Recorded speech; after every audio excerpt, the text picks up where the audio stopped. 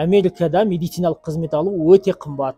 Соған байланысты ешкім ауруханаға бармайды, ауырып жүре береді, және де ешкім бала босанбайды дейді. Жоқ. Оған өз басым келіспеймін. Бірақ та Америкада медициналық қызмет алу өте қымбат, ол рас. Дегенмен де ол қызметтің түрі сіздің отбасылық жағдайыңызға, сіздің жеке өміріңізге тікелей байланысты. Бұнда белгіленген тариф деген жоқ. Әр адамның өмір сүру салтына, табысына әр іс жеке қарастырылады. Егер де сіздің әйеліңіз босанатын болса, ол сіздің табысыңызға, сіздің страховкаңызға тікелей байланысты, және де қаншама қаражат төлейтініңіз де белгілі болады. Дегенмен де Америка мүмкіндіктің елі деп бекер айтпайды ғой. Қаншама бұнда біз білетін мүмкіндіктер бар, қаншама біз білмейтін мүмкіндіктер бар. Сол мүмкіндіктің барлығын іздеп тауып қолдана алсаңыз, сіздің әйеліңіз босанған кезде сіз ешқандай қаражат төлеумеуіңізге әбден болады. Осы видеоны соңына дейін қарасаңыз, Америкада әйеліңіз босанған жағдайда қанша қаражат кетеді деген сұраққа толығымен жауап аласыз. Біз Америкаға келетін кезде менің әйелімнің аяғы ауыр болды. 28-29 апта аралығында, және де 2 егізді болдық. Біз кетеміз деп шешім қабылдаған кезде біздің ата-аналарымыз, мамам, туысқандар, достарымыздың және өзімізде барлығымыз алаңдадық. Аздап қорқыныш сезім болды, расын айтқанда. Және де көбі барлығы айтты, мүмкін осында босанып алып, асықпай кетесіңдер деді. Біз оған көп мән бермедік. Өзіміздің шешім Америкаға барып, балаларымызды сонда босандырғымыз келеді деп. Өзіміздің расын айтқанда, өзіміздің үйленген кездегі бір ойымыз, жоспарымыз болған. Кем дегенде бір баламыз Америкада дүниеге келсе деген. Сол тілеуіміз ба, Алла қолдап, визамыз болды, барлық документіміз болды. Сонымен жарайды, не болса да жолға аттанайық деп жолға аттандық. 29 аптасында аэропортқа келіп отырдық.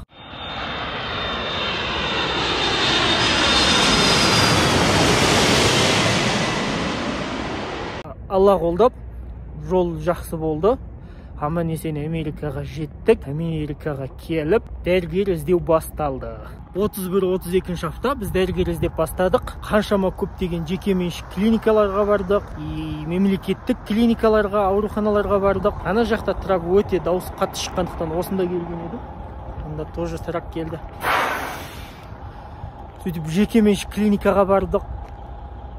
Мемлекеттік клиникаларға қаншама көптеген, қателеспесем бір 50-ден 70 клиникаға бардық. Барып сөйлестік. Әр дәрігерге жеке-жеке сөйлестік.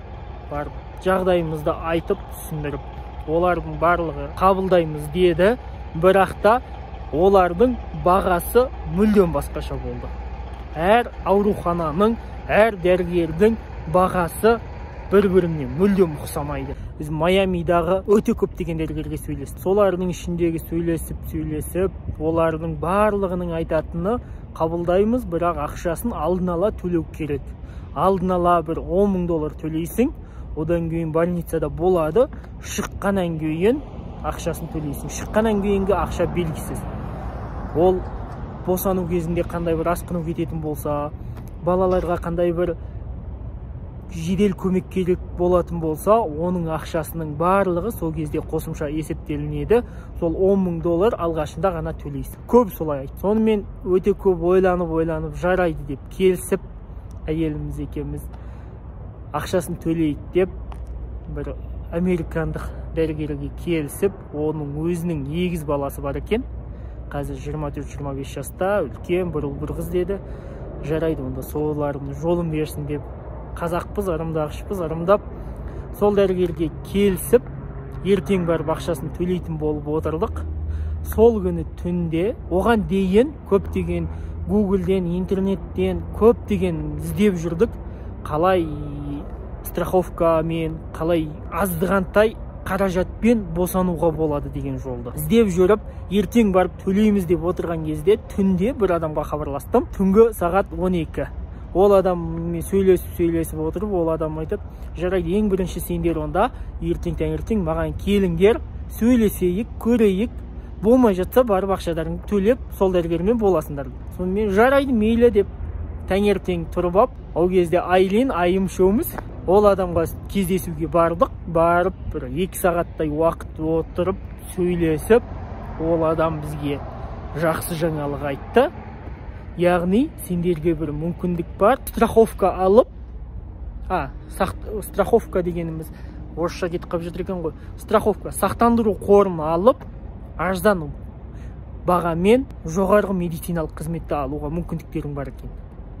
Біз оны естіп қатты қуандық. Қуанып, сол адаммен келісім шартқа отырып, ол адам бізге керек документтердің барлығын сұрады. Біз бердік. Сонымен бізге медициналық сақтандыру қорын ашып. Бізге дегенде оны мен өзіме алғам жоқ. Мен әйеліме и Айлин екеуіне алдым. Өйткені алғаш келгенде қаражатың өте аз болады. Соған байланысты өзіңе алсаң, ол қаражат қосымша кетеді. Сондықтан жарайды, мен ауырмайтын адаммын, екеуіңе алайық деп, ол екеуіне сақтандыру қорын алдық. Солай ол адам бізге сақтандыру қорын ашып берді. Сонымен күттік сақтандыру қорын. Сақтандыру қорын карточкасын 2 аптадан кейін почтамен үйлеріңе келеді. Сонымен барып дәрігерге барасыңдар дейді. Біз оны күттік. Мүмкін расымен келеді ма, келмейді ма. Ішімізде алаңдаушылық болды. Бірақ та сеніп күттік. Күтіп жүрген кезде, және де осы дәрігерлерге барып сөйлескен кезде олар айтқан, егер 35 аптадан асатын болса, бағасы мүлдем басқаша болады. Өйткені ол жоғарғы риск болғандықтан бағасы өте қымбаттап кетеді.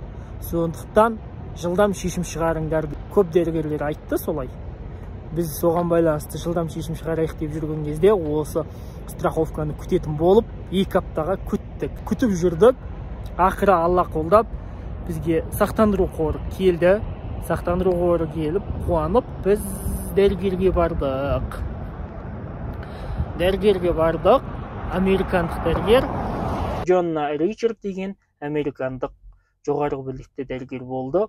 Алланың қалауымен аман есен балаларымыз дүниеге келді.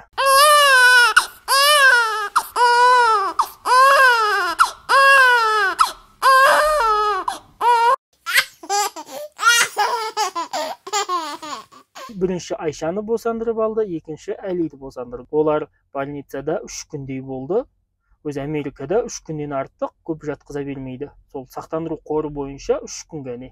3 күннен артық жататын болса, ол қосымша күніне ақша қосымша төленеді. Оған келіспедік.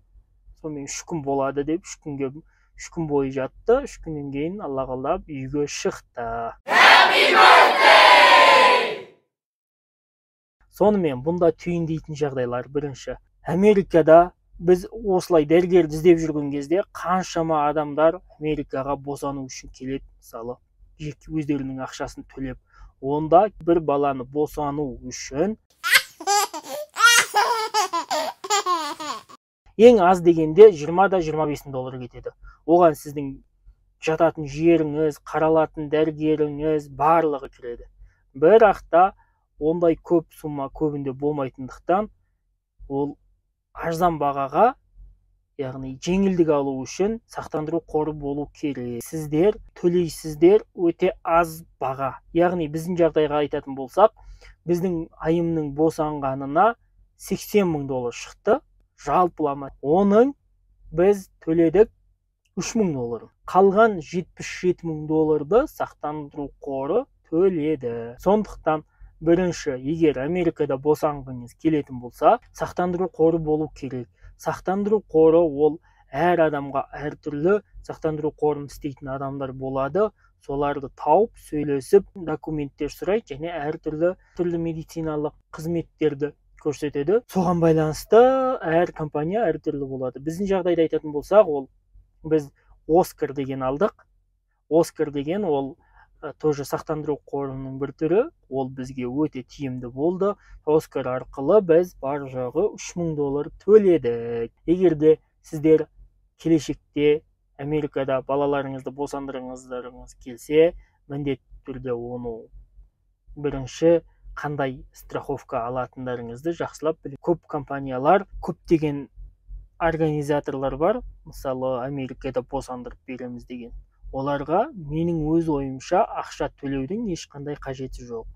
Өзіңізде визаңыз бар болса, туристік визаңыз бар болса, соның өзі жеткілікті Америкаға келіп, босанып кету. Организаторларға сіз кем дегенде 10 мың немесе 15 мың доллар артығымен төлейтін боласыз.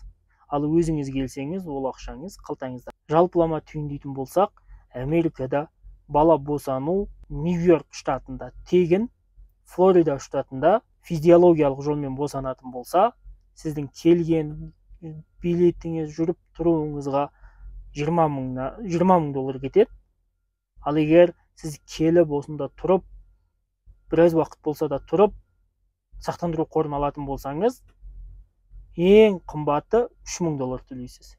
Болды, осымен шаруаның барлығы. Сонда Америкада ешқандай қиыншылығы жоқ, қымбатшылығы қатты біліне бермейді. Өйткені сақтандыру қоры бар. Сақтандыру қорын біз алдық, айына 45 доллар төлеп отырасың. Ол деген қатты бір қымбат емес. Ескеретін жағдайлар: бірінші, егерде Америкада босанатын болсаңыздар, міндетті түрде сақтандыру қоры болу керек. Сақтандыру қорын алсаңыздар, көп болса 1500-да 3 мың доллар төлейді. Қалған шығының барлығын сақтандыру қоры жабады.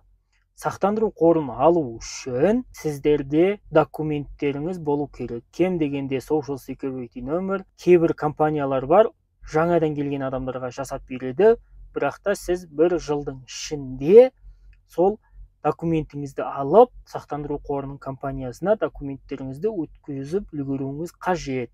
Егер бір жылдың ішінде сіз маңызды документтеріңізді алып, сақтандыру қорының компанияларына бере алмасаңыз, өте үлкен мөлшерде штраф төлейтін боласыз. Және де сақтандыру қорын жасайтын көп компаниялар туристік адамдарға сақтандыру қорын жасамайды, өйткені оларды қабылдамайды.